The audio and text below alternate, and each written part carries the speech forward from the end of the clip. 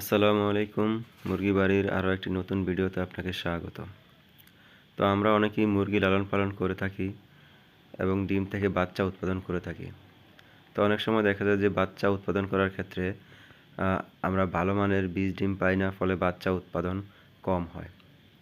তো ভালো মানের বীজ ডিম পাওয়ার জন্য আমাদের কিছু করণীয় রয়েছে, সেগুলো হলো: প্রথমত মুরগিকে সুস্থ সবল রাখতে হবে। তো ৮ থেকে ১০টা মুরগির জন্য একটি মোরগ রাখতে হবে। মুরগিকে পর্যাপ্ত পরিমাণ পুষ্টিকর খাবার প্রদান করতে হবে, যেমন লেয়ার 1।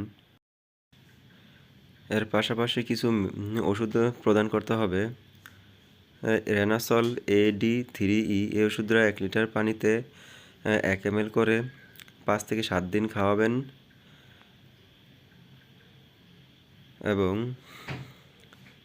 ইভেট প্লাস এই ওষুধটা ১ লিটার পানিতে ১ ml করে ৫ থেকে ৭ দিন খাওয়াবেন। প্রতি মাসে একবার খাওয়াবেন। এতে করে আপনারা বীজ ডিমের পার্সেন্টেজ ভালো পাবেন এবং বাচ্চার হ্যাচিং রেট ভালো হবে। ধন্যবাদ সবাইকে।